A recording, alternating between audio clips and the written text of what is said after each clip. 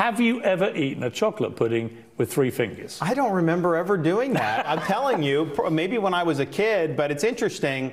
You know, there's a lot of people when they go at you, sometimes they have like really good ammunition, like you're a crook, you did this, you did that. For me, they're talking about pudding. Like, is that really the best you got? Okay, bring it on. But now you're not having puddings. No pudding. They're done. No way. It's sugar, man. For the last 2 weeks, I can't stop thinking about Ron DeSantis saying, "It's sugar, man. It's sugar, man. It's sugar, man." By the way, you know what? There's sugar-free pudding, asshole. You haven't caught anybody in a logical problem here. There's plenty of pudding that doesn't have sugar in it. Okay, did you see that picture that of him? tells me you absolutely did it. Did you see the picture of DeSantis having to meet with voters and sitting in front of the deep dish pizza, looking like the most depressed man on the planet? He looks like he looks like so obstinate. He looks like his mom took him there, and he's like sitting on his hands. Yes, he's being forced to be there by his mom. He's Francis Buxton from fucking Pee-wee's Big Adventure. He's looking at that fat toddler, fucking Augustus Gloop. He's looking at that pizza like Alex in A Clockwork Orange looks at that naked woman's tits after he's received the treatment. He's doing some dumbass fucking diet that he read about on the conservative internet, like the carnivore diet. And he's looking at all this like bullshit food that people in Iowa eat, where they're like, "Oh, we call it Des Moines pizza. It's regular pizza, but we melt an entire sheet of American cheese on top of it, and then put another pizza on it." He's just looking at that and glowering. Yeah, he's so anti-charismatic. It's amazing. The latest, I don't know what DeSantis outburst. I'm not sure anymore. He's like, he could be the fucking least appealing person who's ever run for president. He is. He's like doing a Greg Stilson speed run here.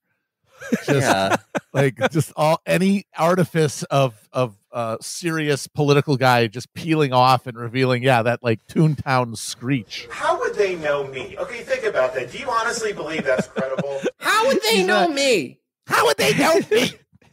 He's screaming like on the daily now. And I like the thing about him torturing people at Guantanamo, because he's like, "Come on, man." He's like, that was years ago. Do you think that you would remember the haunting face of the man who tortured you as you helplessly screamed for mercy? God, just imagine Matt, he's doing the Greg Stilson. He's announces his candidacy in Toontown and has to and grabs the baby from Roger Rabbit to protect himself from one of the talking bullets fired at him. He's a toon. He is a toon. It's like everything that people said about like Hillary as a person that people were supposed to relate to. It is true. It seems to be like triply true for DeSantis. He is the least likable person put out as major possibility. He's the best. He's the best resume guy, but for the Republicans. Yeah, but it's just like wholly off-putting. Who is seeing that and going like, that's my guy. The number of Republicans who have had in-person meetings with DeSantis come out and then immediately endorse Trump. At this point, it's a trend. It's the Giuliani effect. The same thing happened to Giuliani in 2008, where the more he campaigned, the worse he fucking did, because people actually saw him. That's DeSantis's fate. No one can withstand meeting him. Well, speaking of hot boy summer, they're saying that he might announce his candidacy in June. And that's what all the fucking pro DeSantis people say, are like, "Oh, wait till he announces." Everything's gonna change when he announces. What is his voice gonna crack? God, thinking about the Guantanamo thing is so dark, because like it'd be one thing if you get abducted by the global hegemon and taken across the world to be tortured by some faceless bureaucratic psycho, like, or some wild-eyed like O'Brien like believer, but then to just have this persnickety dickhead just show up being like, "Well, it's torture o'clock." Yeah. Like overhearing this fucking pussy in the other room. "I said no bun. I'm on the South Beach diet. It's carbs." It's force feeding time. Not for me. It's sugar. Yeah, you. Here comes the pudding. That's where he acquired his taste for pudding. Yep. When he was forcing it up the nose of to helpless Guantanamo torture guys, victims. And by the way, just like probably 90% of the people at Guantanamo were totally innocent. Just need to throw that out there as well as part of Ron DeSantis overseeing one of our torture gulags. But you know what? Like that's not an issue that anyone's going to care about because this is America, and people are past that. They don't want to hear about Guantanamo or the war on terror anymore, moving forward, or torture or any of that shit. That's old. That's just old stuff. Don't bring it up. Yeah, I do think that there is a general social aversion to Funko Pop fascism as represented by Ron DeSantis, but who knows? We'll see. Another outcome that is assured: Ron DeSantis being an unbelievable fucking loser. Chris, can we bring? Let's go now to more searching for Sugar Man. Chris, can you bring up that Ron DeSantis on the campaign trail? I just want a little taste of Ron DeSantis relating to some diners in New Hampshire. How are you doing? Good, sir. Wow, look at this. You guys good. Hi, how are you guys? Good to see you. So what do you got?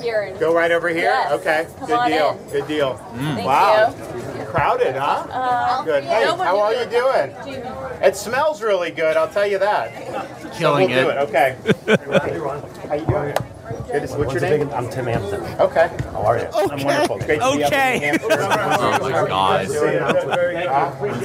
Stay tuned, man. Stay tuned. I can't do What's He's your name? awesome. Blork Stibbins. Okay. Okay. Okay. Can I say what Ron DeSantis reminds me of? Yes. When our dad died, we had a memorial thing at our house, and this guy, we'll call him a now former family friend, I guess. He showed up, and me and my brother got the door, and we went, "Oh, hey, how are you?" And he went, just hanging out. At the memorial service, that's just so Ron. I think he grew up to become one of Ron's advisors. Maybe tell Ron how to do a little retail politics. Felix, like the thing you said about that you're writing all of his retail politics interactions so that when he meets a kid born without arms and legs, he can just respond by saying stuff like, "Cool, rock on, man." Yeah, he just has. That's what I love about him. He has the same response vector for whether you are a child who has 20 minutes to live and is a 4 times amputee and you're meeting him because it's part of some pro-life group thing, or you're just a cherubic Midwestern Kirby shaped guy who owns a fucking simpleton's pancake restaurant. It doesn't matter. If he's meeting you, he's just looking right past your skull, looking right through it and going, "Awesome, great, good to meet you, good job. Okay, catch some rays." Just being shepherded around Iowa and New Hampshire diners, and you can just tell that he is absolutely fucking dying. And the other thing with Ron DeSantis this week is that there was a big Politico article about his wife, Casey DeSantis, that's just full of thinly sourced comments about how she's. I think Roger Stone calls her Lady Macbeth, and it's just about how she's that they're a duo. That there's nobody who has his ear closer than his wife, and that his wife is sort of pulling the strings of the DeSantis campaign. Okay, if Casey DeSantis is your Lady Macbeth in your life, you're a fucking boob. I'm sorry. Casey DeSantis, if she went more than a day without wearing an infinity scarf, she would kill herself. She would start chasing her tailbone that was removed at birth, and she has a phantom limb syndrome for it. It's a new rumor I'm starting for Donald Trump. Maybe if you're as dumb as Roger Stone, that's Lady Macbeth to you. Unsex me now. Not in Florida anymore, honey. Yeah. Did you see another very bad sign for the Ron DeSantis campaign is that the DeSantis men are posting the Nordic yeah. Chad guy memes about Never him. a good sign when you're doing that. It's just Blake Masters enjoyer. Blake Masters speed run right here. And it's just not coming from a position of strength here, where they're like, you know, like the cry face, like Soy Wojak is just like, no, you can't have a completely normal, healthy marriage. And then it's just like the Chad Nordic Ron DeSantis going, yes. That's how you know they're fucked. That's how you know they're fucked, because like it's not, none of the things that the soy jackers say, they're not like outrageous or interesting. Like you know that, I guess in 4 years ago when that was new to people, it might be exciting if you have the soy jack being like, oh, you can't be a racist or something. But all they could the only positive traits that shock the libs they could think of for DeSantis are like, no, you can't shake your wife's hand then hug her. No, you can't have a family that likes you. Because first of all, like a big part of this is that it's pretty clear Elon Musk is trying to turn Twitter into like a Fox News competitor. And if you look at all the Murdoch papers today, they are roasting the shit out of him for this. And yeah, the idea that like this would be a forum where like the candidate would be unfiltered. It was 20 minutes of this. Okay, first of all, most of it was just Elon Musk and Dave Sachs at the beginning. I was like, get to the fucking. Eventually, you will have Ron DeSantis on your Ron DeSantis tour when it started working. And then it was like 20 minutes of this asshole talking about Disney and gender ideology, and then fielding like the softest questions I've ever. Oh, they're like, yeah, like. So some people say you would defend America too much, Governor. What your response to that, please?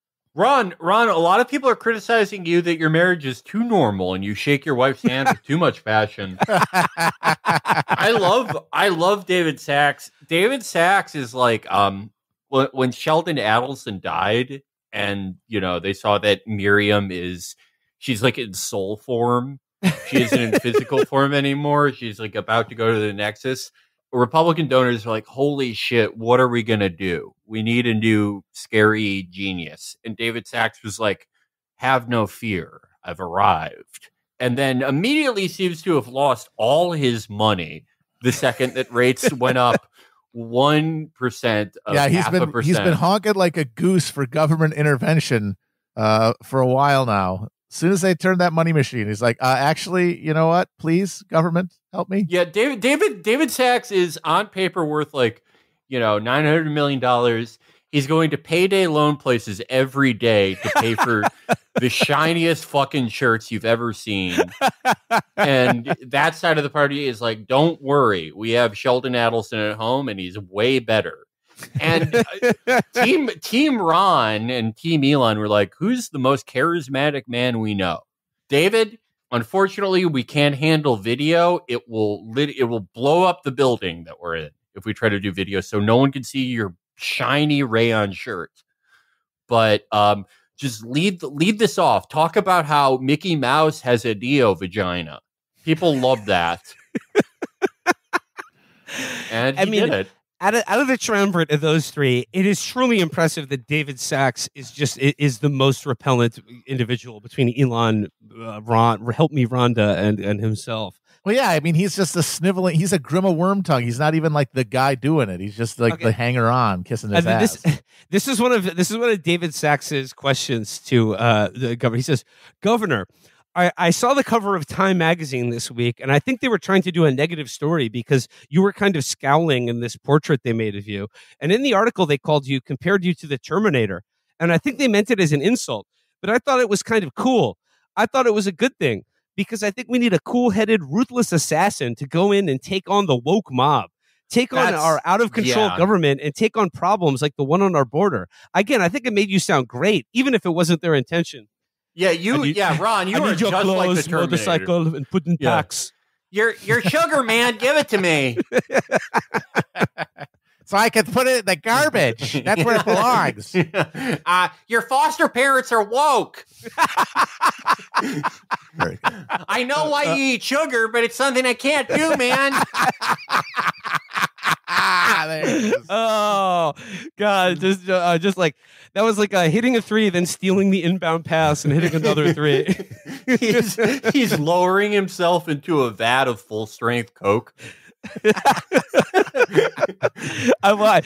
Terminator Ron. This has got legs. Oh, I know, but like, if you're one of the few people lucky enough to like listen to this, and I did not, but apparently The first 10 minutes of his campaign announcement, which took like well over an hour to get to after all the technical difficulties, they shut down the original space, which had like 500,000 people, which I'm sorry, that's like daytime cable TV in the afternoon. That is not big numbers. Like the Vanderpump Rules does like probably 10 times that. The first 10 minutes of his campaign announcement, he talked about gender ideology. The next 20, he talked about Disney. And then you mentioned David Sachs. I thought it was very interesting. The last 10 minutes of him talking was just fielding questions about Bitcoin and crypto and signaling he says, I don't really have an itch to regulate that whole space and stop what people are doing there. Brilliant. Inspiring. People say the internet is not real life, and then other people say, yeah, bullshit, it is. You live and breathe it. And the thing is, it is real life, but only in certain like geographically and spatially bound areas, and that is a minority of the time, like most of the time in most of America, the internet isn't real life.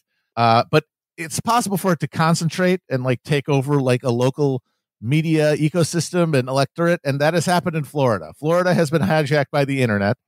And now they're trying to do a hostile takeover of the non-internet United States. Well, but they are still a minority of a minority, and they're going to find that out in this quixotic attempt to turn internet right-wing grievance like into a guy. Like this entire thing is of a piece from doing the insane thing of debuting your campaign in an audio format on a fucking the 7th most used social media fucking platform. To the focus on shit like gender ideology and DEI and the fucking Disney. Like, this is all stuff that only appeals to people who have become internet. And, people, I remember like, it was like some GOP operative said that sometimes Ron DeSantis can be too online as compared to Donald Trump. And like, people have been pointing out, like, it comes down to like the difference between Donald Trump being a poster and Ron DeSantis being an online nerd. Yes, he's like, a reply Trump, guy. This is like, Trump. It's like, a reply guy versus a poster. He bends reality around him. The thing is, like, Trump puts his thoughts out on Twitter, but he is reacting to things he sees on television. Television is what mediates his understanding of the world. Yes, correct. And whereas Ron DeSantis and like everyone who works for him, including fucking Christopher Rufo, who showed up on, a real winner's circle in his fucking in his inner cadre or whatever. But yeah, like they are totally captured and like responding to shit that it's on the internet. And like, and the fact that they tried to roll this out on the internet is just so baffling to me. What are they going for, that youth vote?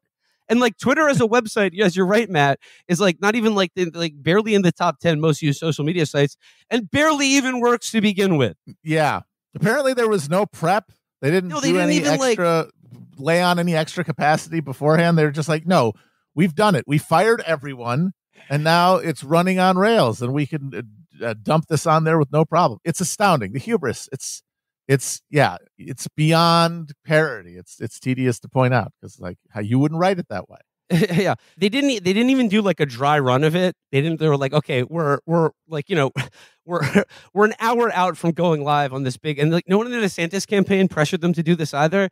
I just thought, like, I'm usually not one to credit her opinion on anything, but Michelle Goldberg made a point about Ron DeSantis that stuck with me, that there's something very servile about him. There's something very submissive in the fact that he like turned over his campaign announcement to Elon Musk, and then that campaign video, and that campaign video that's like the 3-minute Ron DeSantis campaign announcement, half of which are just images of Elon Musk looking cool. How'd he get there? He became a little remora stuck to the side of Trump. Remember those awful ads? Yeah. Where he was like reading about the wall to his baby.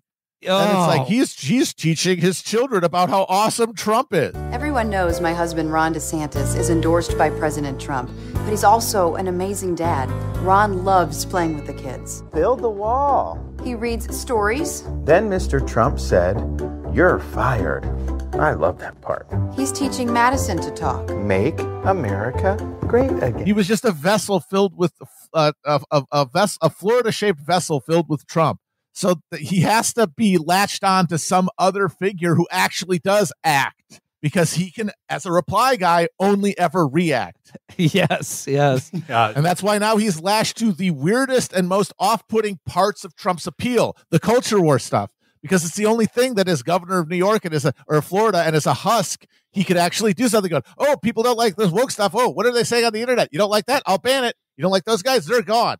Oh, what else do you want? And that is still kissing ass. That's still following someone. That is not acting. He cannot act. Yeah, the difference is stark. I'm always struck by that. Like the people like Elon, and then to a lesser extent, like, I don't know, some like Team Mitch or Team Rubio holdovers are that they've always made this distinction that people have just accepted. That Ron is like, he's the smart and serious Republican. You know, he's not fucking around and talking about Bruce Orr or fucking, you know, having a meeting with the remaining members of Earth, Wind, and Fire and serving them brisket that's been under a heat lamp for 5 days. But you look at like everything Ron's done, it's like, okay, did he do some massive crazy flat tax thing where everything's replaced by sales tax? You know, something awful, but nonetheless part of a club for growth type mentality. No, he's doing the equivalent of like what Beto would have done if he had gotten in, where he's like, I'm passing in an executive order that says, all of Dr. Seuss's blackface books are good. What does he do? What is he doing? He has it like, there's just nothing. If you're going after like a smart Republican who's doing all the serious stuff, like, why wouldn't you be into like Larry Hogan, I guess?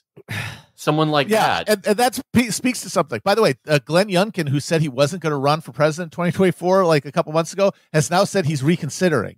So when you see that people like Haley, Tim Scott are still in, Chris Christie says he's coming in.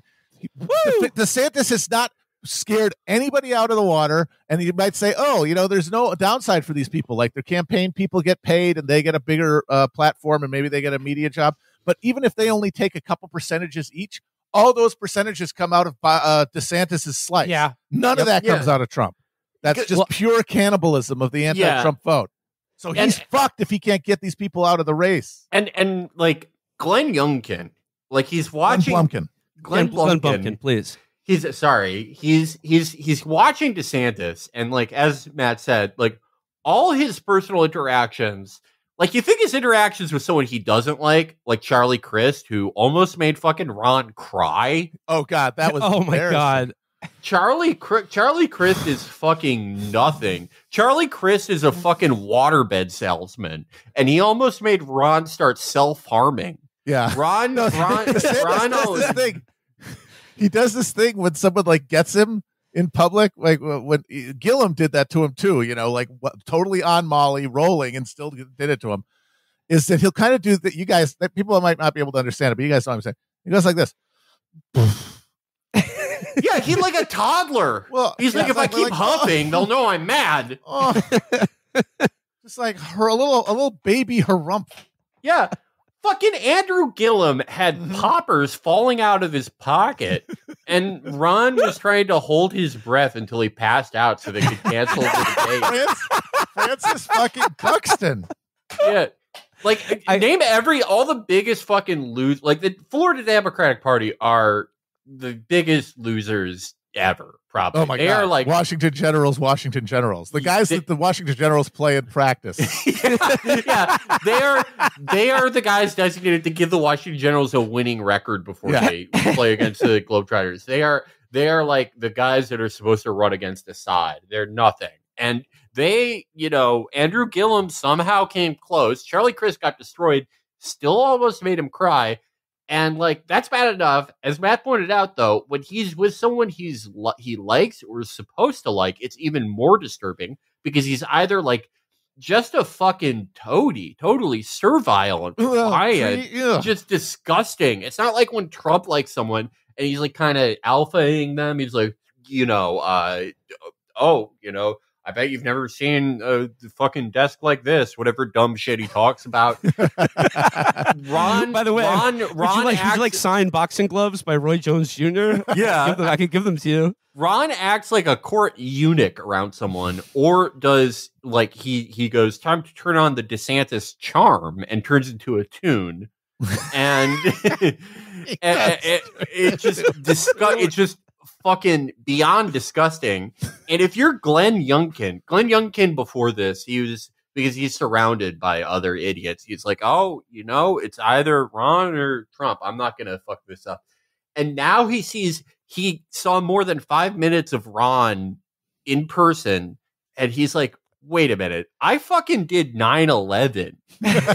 Like, he's like, even if I don't win, I'm going to fucking blow this guy. I did fucking 9/11. And this asshole Disney is about to take both his kids. Disney is about to win his family in court. Disney is about to inject Casey DeSantis with a drug that turns her into a tune. Maybe if I run, Trump is going to put me in charge of the next 9/11. I may not win, but like fucking, I'm better than this guy. Yeah, time for a little thermite plasma on old Ron DeSantis there. Yeah. Yeah, I mean, talk about a guy who knows the James Baker. There's another bit in the DeSantis David Brody sort of theological seminary where Ron talked about how like he likes to imagine himself, or like he always wonders what it would have been like to be one of Jesus's disciples. In terms of throughout history, yeah. I mean, I think like could I have been there with Jesus's disciples? I mean, these are people who. Peter's just fishing one day, and all of a sudden, this guy comes up to him, catches all the fish, and says, you're going to be fisher. I want you to be a fisher of men. Come with me. And, to talk about what that was like, talk about what their impressions are. What did that? I look back at that and would love to have been able to be there with them. And I think that is awesome. Such a fucking funny idea to imagine Ron DeSantis walking around Galilee and just being like, oh, wine, it's got sugar, or like, loaves, no thanks, man. Ugh. No bread for me, man. The one thought I had, I'm not carbo loading. the one intrusive thought I had about this is at the Last Supper when Jesus says, "One of you will betray me." There's just like his squeaky voice just says, "Wow." Yeah. Wow. Well, it's not going to be me. That's what I can tell you. Just silver falling out of every pocket in his robe. Oh, I actually just sold my hut recently. That's what this is. I love that interview because the way he talked about it, you said it was like he was talking about it like it was being on a movie set. He sounds like such a fucking boob. He goes, I really wonder what that would have been like to be there with John and Paul and, meet all these guys and be like, man, you were a fisherman and now you're an apostle. What was that like? Like he wants to go back. He wants to go back in time to do like Chris Farley interviews of all the apostles. Yeah. It's like, and then Jesus Christ being around him is like Harrison Ford in every interview he has to do. Where he's like, wow, you're the Son of Man and the Son of God. What's that like? And he's just like, I don't know what you're talking about. What's a Red Hulk? How much longer do we got here? Okay, all right. Does the Holy Ghost ever open up around you?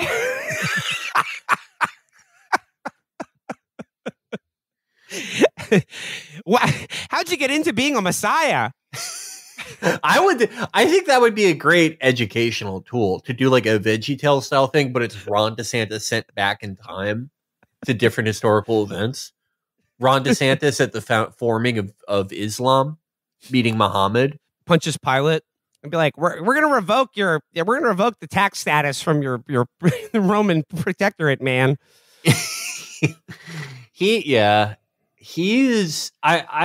I really like anyone who asks any question that makes Ron get creative. Like I'm sick of Saturnalia being shoved down our throats. We don't want this woke holiday in Palestine, man. Tired of all this ass fucking going on. I am going to be really sad when like we get less interviews from him. Yeah, he's going to figure out eventually that the more he talks, the less good it is for him. Yeah. Enjoy it while it lasts. I will just introduce this clip by saying, "Halt, citizen. Sugar has been detected in your treats. Cue up the clip. Roll it. Yeah, it's good to meet you too. Oh, what is that? An icy? Yeah, that's probably a lot of sugar, huh? See ya. 4H, Wayne County. Who else we got? Probably a lot of sugar in that, huh? That's okay. You know, rot your teeth. Have diabetes. Go for it. The voice is not altered in any way. You didn't run it through the holding your nose like a child filter. He cannot help it. He sees sugar and he just starts hissing like a reptile. That's like the opposite. It's like formally the same as Trump getting on the phone with that kid and being like, "Do you believe in the Easter Bunny?" Probably not, right? You're a little old for that shit. But the vibe is diametrically opposite, but the content is somehow the same. I'm just like, Felix is on vacation, and it's too bad that he can't claim the glory, or rather, blaze his own glory. Thank you, X.com. I really wish Felix would be here to blaze the glory of Ron DeSantis's continued sugar bungles. I mean, this guy. I mean, I thought Felix saying Felix pointing just crystallizing Ron DeSantis with the "it's sugar man" moment, that nothing was going to top that. But walking around Iowa, wearing a fucking sleeveless zip up when it's 98 degrees outside. And then the only thing his brain can think of to spit out to some kid with a slushie or ice cream or whatever is saying there's a lot of sugar in that. Yeah, just doing Billy Eichner shit where he chastises people for whatever they're eating. Like going into a Wendy's and being like, "You don't need a large fries. Look at yourself. Jesus Christ." There's a photo of him in a truck stop or whatever convenience store type thing station, where he's standing. Yeah. And it's basically, again, sort of similar to that photo of Hillary where she's in a normal person's house and looks like she's seeing the fucking slideshow from Manhunter. This is a sink. Do you see? Right. This is a refrigerator. Bar after it's becoming. Do you see?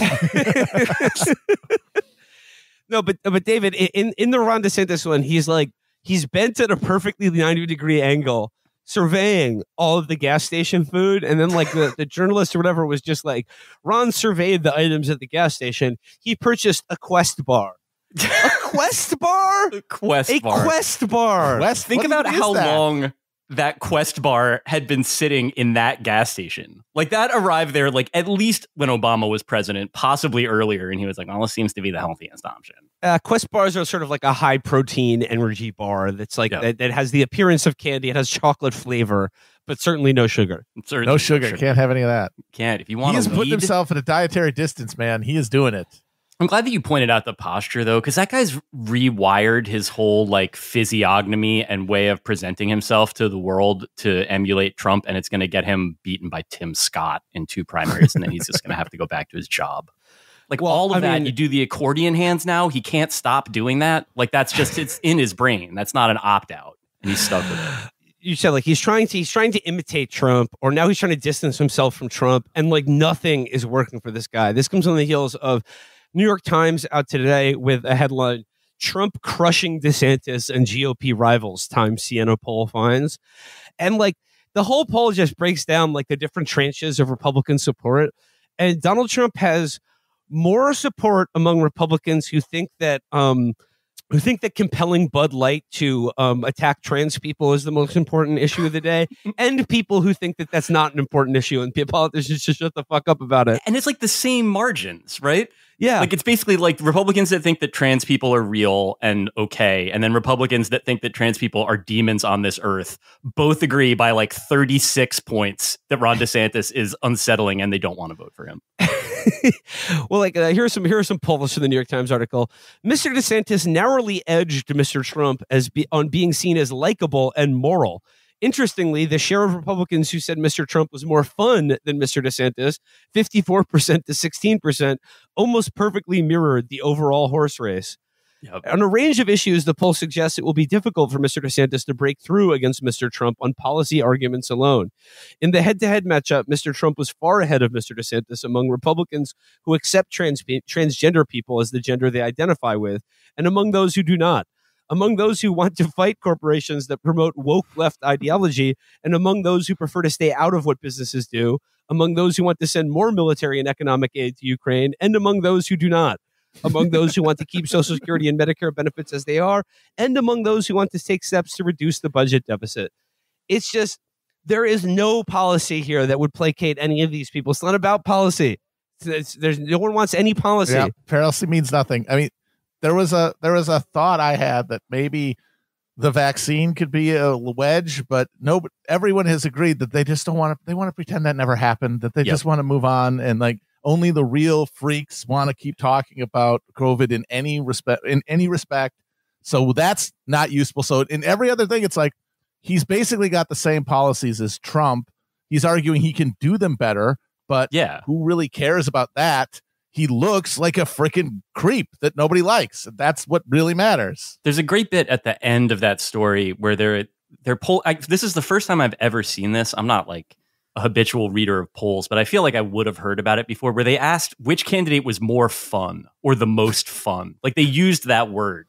And in the Times, I don't remember the exact wording. They're basically like, it was 53 to 17 Trump over DeSantis for most fun. And they were like, interestingly, this mirrors the spread in the broader electorate in the Republican Party, that it is basically 1-to-1 with their preferences. So it's like, I think beyond the fact that it's stupid to try to win a Republican primary, like on policy, like just as much as it's stupid to try to win one in a Democratic primary, it's just also like, you know, the wish casting is a little bit grosser, I guess, where the GOP is concerned.